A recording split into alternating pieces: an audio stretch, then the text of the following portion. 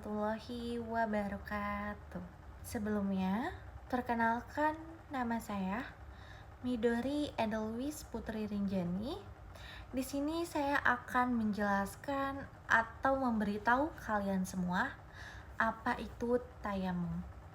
Jadi, di sini saya juga akan mewawancarai beberapa narasumber untuk menanyakan apa sih yang mereka tahu tentang tayamum. Jadi, kalian terus simak ya untuk video ini. Assalamualaikum Mbak, perkenalkan saya Midori Edelwis. Izin meminta waktunya sebentar, boleh? Boleh. Oh, boleh. Dengan siapa saya berbicara? Dengan Risma. Risma ya. Saya izin berbicara ya Mbak, Ya, bertanya. boleh. Menurut Mbak Risma nih, apa yang kamu ketahui tentang tayamum? Tayamum itu bersuci tapi tanpa menggunakan air. Oh gitu. Ya. Nah, menurut Mbak Risma lagi nih, hal apa saja yang membatalkan tayamum? Bersentuhan dengan lawan jenis. Ya, lalu? Terus buang angin. Oh gitu. Gitu. Oke, terima kasih ya waktunya Mbak Risma. Sama-sama. Mari. Oh, assalamualaikum. Mbak, perkenalkan saya Midori Edelwis. Izin meminta waktunya sebentar, boleh? Waalaikumsalam, boleh silakan. Ini dengan siapa saya berbicara? Dengan Wina. Dengan Mbak Wina ya. Iya. Saya izin bertanya ya Mbak. Silakan. Menurut Mbak, apa sih yang Mbak ketahui tentang tayamum? Tayamum ya, tayamum itu mensucikan diri tanpa menggunakan air seperti menggunakan debu atau tembok. Oh gitu. Selain itu, kalau tayamum dilakukan dengan debu yang kotor, menurut Mbak Wina ini seperti apa ya? Menggunakan debu yang kotor itu tidak suci ya, karena kan tayamum itu mensucikan diri, jadi debunya juga harus bersih tanpa ada kotoran. Oh gitu ya. Oke, baik. Terima kasih ya Mbak Wina Sama-sama. waktunya. Mari. Mari. Halo, dengan Mbak siapa? Saya Yuni. Oke Mbak Yuni, izin bertanya ya. Boleh. Menurut Mbak, apa saja sih yang Mbak ketahui tentang tayamum? Tayamum itu proses mensucikan diri dalam Islam menggunakan tanah atau debu yang suci ya. Oh gitu.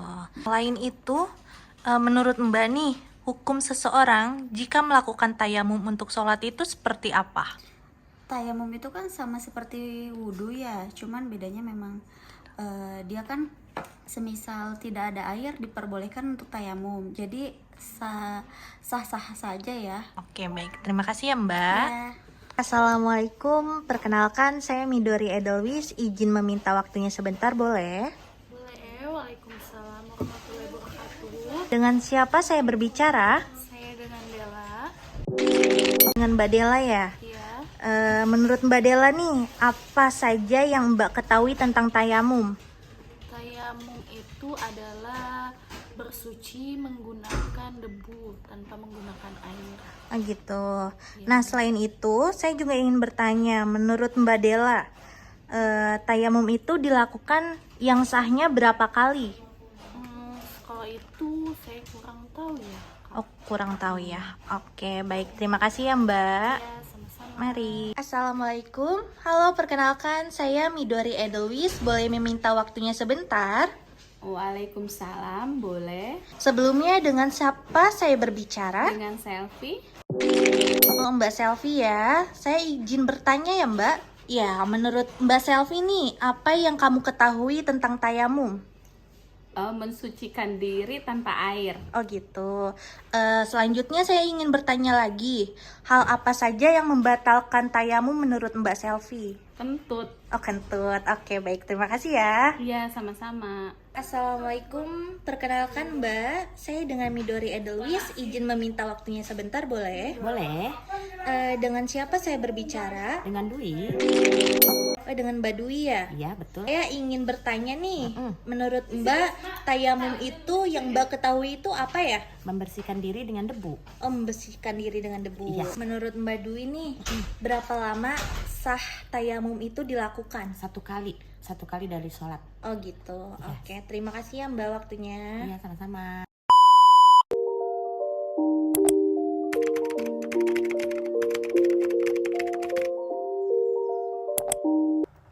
Secara istilah, tayamum itu bermakna mengusap wajah dan kedua telapak tangan menggunakan debu atau tanah dengan cara tertentu. Selain itu, tayamum juga bisa disebut bersuci menggunakan debu. Nah, tayamum itu juga pengganti wudhu jika tidak adanya air. Jadi kalian jika sudah mencari air ke sana sini tapi tidak ketemu, melakukan tayamum. Syarat pada tayamum itu ada 5 macam. Yang pertama, karena sakit. Sakitnya itu jika kalian itu tidak bisa menggunakan air dan juga harus direkomendasikan dari dokter terkait. Jika kalian sudah sakit parah yang akan menyebabkan kematian atau terlukanya tambah parah, jadi kalian bisa menggunakan tayamum. Yang kedua, sudah masuk waktu sholat. Tayamum sebagai alat pengganti bersuci tapi tidak bisa digunakan setiap waktu. Jadi waktunya tayamum itu jika tidak ada air ketika kita sedang waktu masuk sholat. Yang ketiga, jika sudah mencari air tapi kalian tidak dapat menemukannya, kalian sudah mencari ke sana ke sini tapi kalian tidak menemukan air, kalian boleh tayamum. Tayamum yang sah itu dilakukan 1 kali untuk sholat fardu. Namun jika kalian sholat sunnah, tayamum itu bisa dilakukan beberapa kali. Penting kalian belum membatalkan wudhu. Nah, hal yang membatalkan tayamum itu adalah yang pertama, jika kalian menemukan air di mana kalian sudah tayamum tapi kalian menemukan air, itu maka tayamum dianggap tidak sah atau batal. Tetapi kalau kalian menemukan airnya setelah sholat, itu maka sholatnya dianggap sah. Kedua, itu murtad atau keluarnya dari Islam. Jadi jika kalian sudah keluar dari Islam atau kalian tidak mempercayai lagi agama kalian, itu maka tayamum itu tidak disahkan atau dibatalkan. Yang ketiga, itu jika kalian tidur. Jadi kalau kalian misalkan sudah tayamum tetapi kalian tidur, itu juga bisa dianggap batal. Jadi jangan coba-coba tidur ya. Kemudian untuk yang lainnya, hal yang membatalkan tayamum itu sama saja seperti hal yang membatalkan wudhu. Seperti jika kalian bersentuhan dengan bukan mahram, terus kemudian kalian buang air kecil, buang air besar, atau bisa buang angin, itu kalian bisa batal. Kemudian selain syarat sah tayamum, di sini juga ada rukun tayamum. Jadi rukun tayamum itu terdapat 4 macam. Yang pertama itu ada niat, kedua ada mengusap wajah menggunakan debu atau tanah, yang ketiga ada mengusap telapak tangan dari kanan kemudian ke kiri, dari telapak tangan atau jari-jari tangan hingga siku, dan yang keempat ada pembaca doa setelah tayamum. Nah, untuk yang pertama itu adanya niat. Niat tayamum yaitu nawaitu tayamuma li istibahati fardo lillahi ta'ala. Jadi niatnya seperti itu. Niatnya itu bisa kita bacakan secara lantang atau bisa juga di dalam hati. Setelah niat itu, kita bisa mencari debu yang suci itu untuk kita jadikan patokan untuk tayamum. Jadi misalkan kalian punya temboknya itu kan pasti ada debu. Nah, debunya itu kita bisa letakkan kedua telapak tangan kita kepada tembok itu seperti ini. Dan kemudian kita bisa tiup untuk menghilangkan beberapa debu yang kotor.